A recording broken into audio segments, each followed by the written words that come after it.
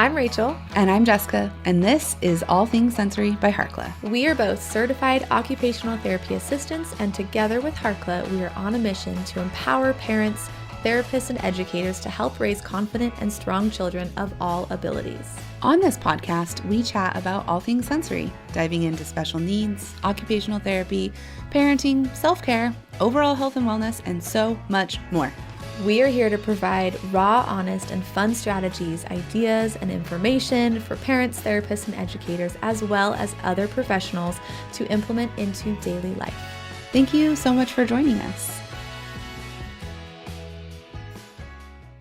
Hey there, welcome back to All Things Sensory by Harkla. We are so happy to have you here again today.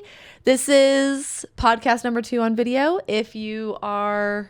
like that you're numbering them. What if this isn't the order that they come out in? This is for us, podcast number 2 on video. So if you are driving, if you're not watching this, then maybe pause and stop and watch this because it's fun. It's different. We're in our new studio. It's the same studio, but it looks new. Anyways. I was just thinking, maybe you start watching the podcast while you eat breakfast in the morning instead of listening to the podcast on your drive to work. There you go. You just switch it up. Or instead of binging a Netflix show at the end of the day, you binge the podcast. Yes. I just want, before we talk about what we're going to talk about today, I just wanted to bring this full circle for a moment because do you remember when we started the podcast back in 2018? That was 19? Really hard. 2018. Oh my gosh. Yeah. This is 6 years, baby. Wow.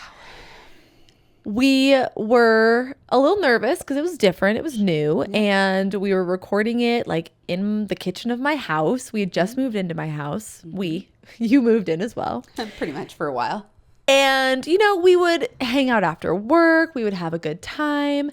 And we'd generally have like a cocktail or two. Generally just one because it was usually a work day. But we'd have a drink together, hang out, have a good time.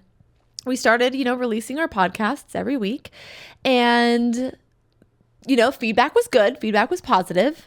And then we got a review. Our first bad review. And do you want to share what the review was? Yes. Do you remember? The reviewer, I was just telling Claire. Yeah. The review said it sounded like we were 2 girls sitting in the bar drinking. And we kind of giggled at that review. Like, yeah. That's kind of the vibe we're going for. Almost accurate. Honestly. And I just feel like it's come full circle because here we are 6 years later. In our comfy chairs. In this amazing podcast studio. We've worked our butts off to get here. And here we are. You're having a cocktail. I'm drinking energy or whatever I'm drinking. And it's come full circle. And it's so cool that we didn't allow that person, that review to be like, oh, shoot, we should be more professional or we should do this. It's like, no, we are who we are. We are alive and thriving. Like we are making this space fun. We enjoy hanging out. We enjoy teaching and the two can combine together. Yep, they sure can. Yeah. And here we are. I am curious how long everyone has been listening to the podcast. If you're now going to transition to watching. Yeah. I'm curious. But let's talk about what we're going to talk about today. What are we going to talk about? Enough blabbing. It's not blabbing. It's just a really cool moment that I didn't mean to had to sit with for a minute. You're right. I'm sorry. Yeah. Okay. Today we're going to talk about strategies for teachers. Mm-hmm. School is getting ready to get started back up. Oh my gosh. And we want to set our students up for success by implementing sensory strategies into the classroom, not just for sensory students, like the students who are sensory seekers or sensory avoiders, but for the entire classroom and for the teacher. Exactly. Because that's very important. So we're going to talk about 5 specific sensory strategies for teachers. For teachers / in the classroom. Yes. So the first one, which you probably already know, is to implement regular, consistent sensory breaks, movement breaks throughout the day. For the entire class. Not just for the kiddos who quote unquote need, I don't have to say that anymore. You can see me. Not for the kiddos who need it. That was really great. But for every kiddo, because we all have a sensory system and we all need to lean into that. Mm-hmm. Sensory breaks can be used as a transition piece. So in between lessons, coming back from recess, you use a quick sensory break. If you are in junior high, high school, you can use a quick sensory break as your students have come into the class and maybe they're a little disorganized because they just got done transitioning through the hallway. So you need a quick sensory break, quick movement break to get their brain and body focused. So transitions are the easiest place to implement a quick 3-minute sensory break. I will add to that, including movement into the lessons as well. So especially for our younger kiddos who are maybe learning their ABCs or their numbers or simple math facts, we can bounce the ball while we spell the word. We can jump up and down while we spell the word. We can spell the word. I don't know why I'm spelling, but spelling is the example to say. Spell the word while writing in shaving cream. So you can build in these sensory-based activities into the lesson. Yes, it takes a little bit more creativity, a little bit more planning. You could even have circuits, like different stations that have different sensory components, different sensory mediums that you're working on to include in the lesson. So I guess this first one is not just sensory breaks, but using sensory in the classroom during transitions, during lessons, in order to get that brain and body connection, which helps facilitate learning.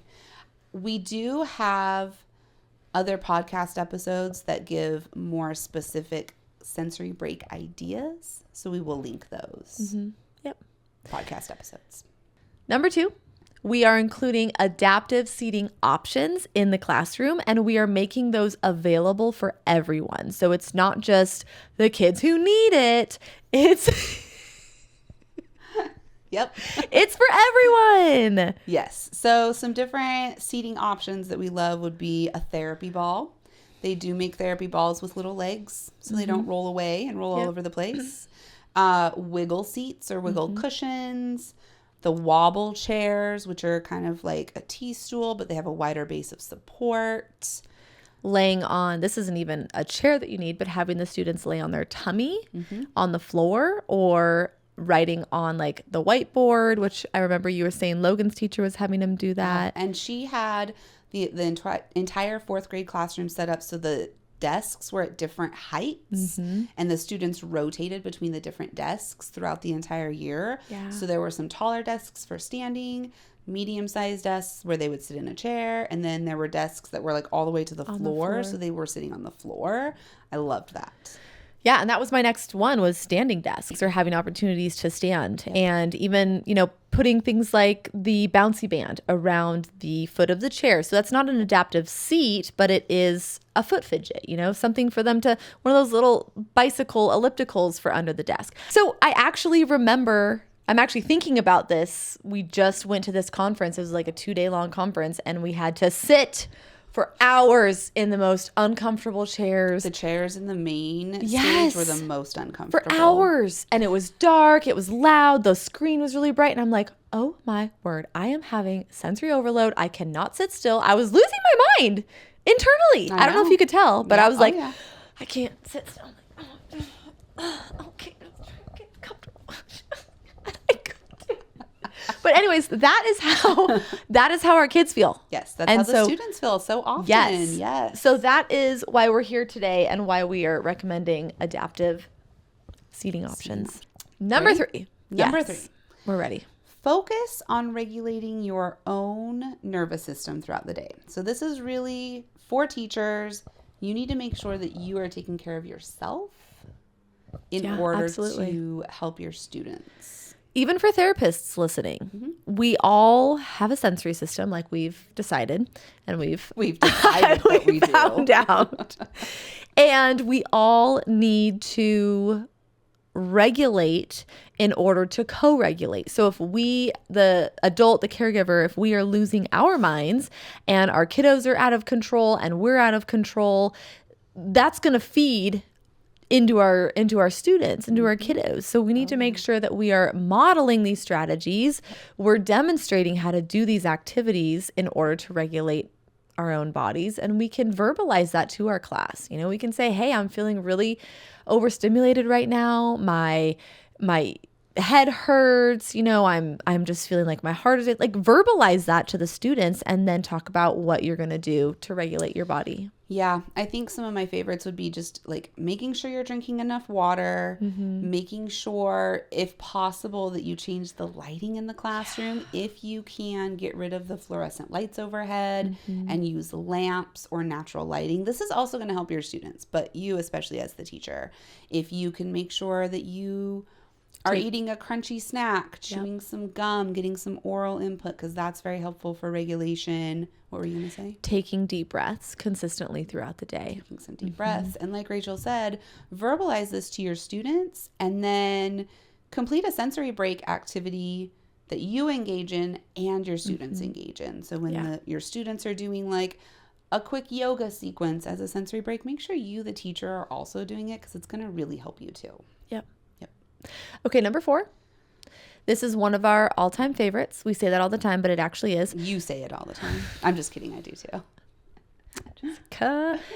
We are going to actually give you a freebie. It's our sensory stick freebie. It's from our course, from our sensory diet course, also from our classroom course. But we love using sensory sticks as brain break activities. We talked a little bit about brain breaks, but using the sensory sticks is just a written out plan for you. You pick the stick, you do the activity. Like, it's really simple. You pick 2 sticks, an alerting, a calming activity, and then you do the activities. Yep. So we'll give you the freebie. You can download it and it gives you a list of the different activities you can add on to the sensory sticks. It's not an exhaustive, all-inclusive list. Feel free to make it your own, add or take away what you do and don't like.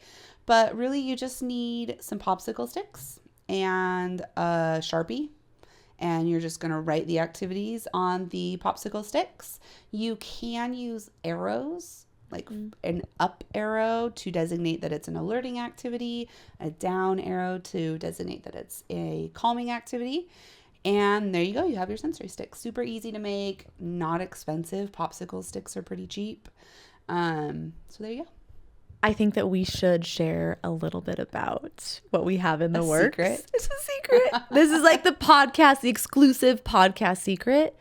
We are actually designing and manufacturing our own sensory sticks. So gone are the days when you have to use popsicle sticks, because you will now have our sensory sticks that you can purchase and use. And they have all of the activities already on them, all of the therapist tested activities.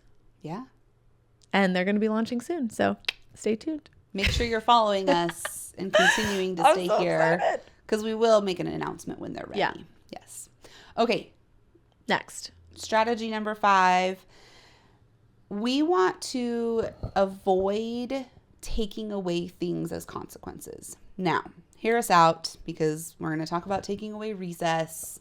And I feel like it's controversial, because for some students, taking away recess can actually be an effective strategy, an effective consequence, depending on what the behavior is.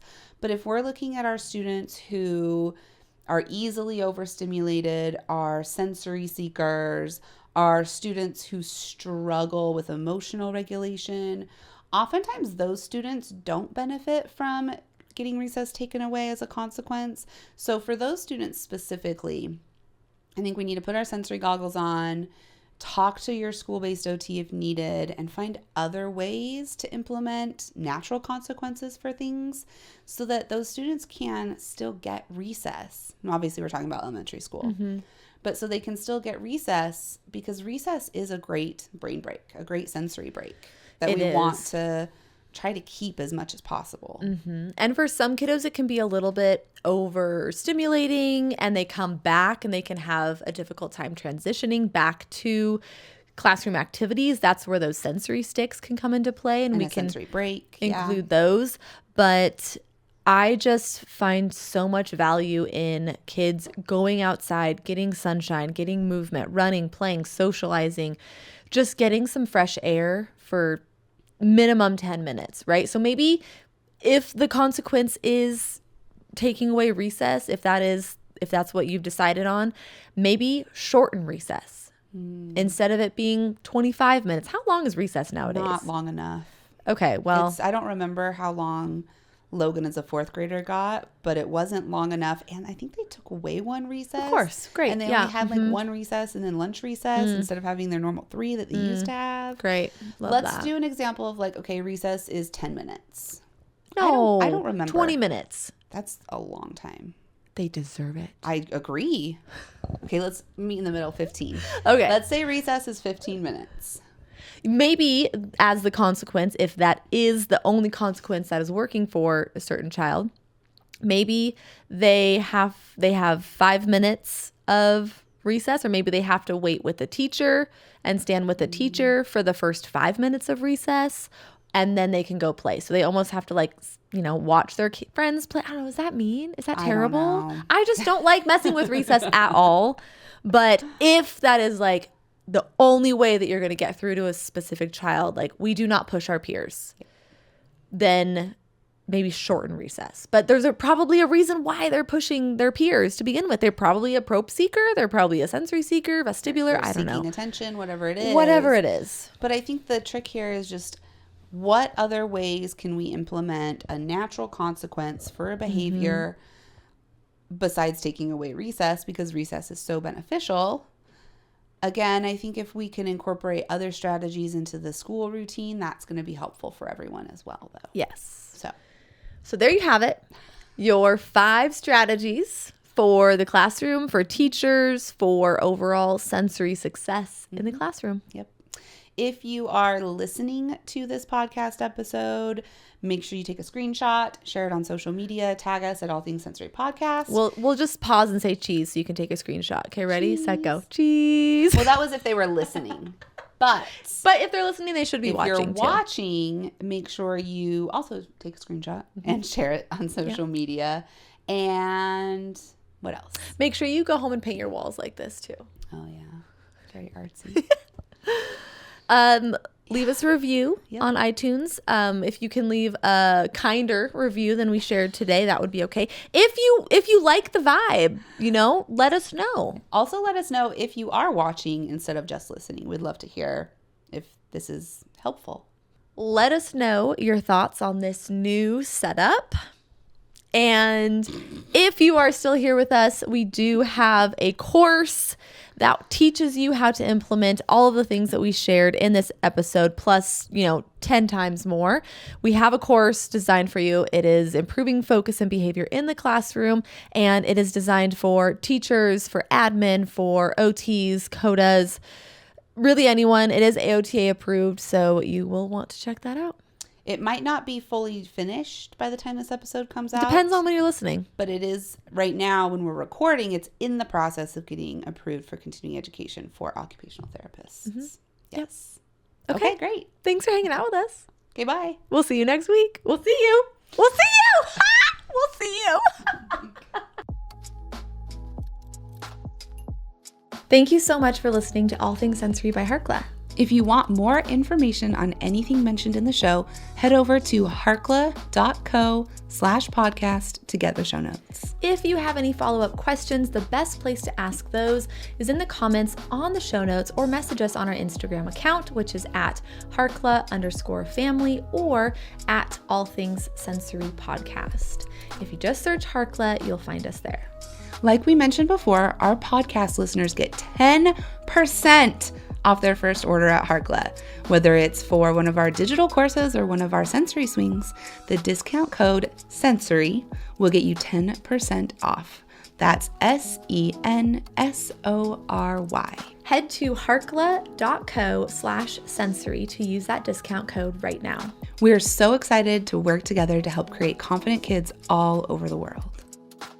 While we make every effort to share correct information, we're still learning. We will double check all of our facts, but realize that medicine is a constantly changing science and art. One doctor or therapist may have a different way of doing things from another. We are simply presenting our views and opinions on how to address common sensory challenges, health-related difficulties, and what we have found to be beneficial that will be as evidence-based as possible. By listening to this podcast, you agree not to use this podcast as medical advice to treat any medical condition in either yourself or your child. Consult your child's pediatrician or therapist for any medical issues that he or she may be having. This entire disclaimer also applies to any guests or contributors to the podcast. Thanks so much for listening.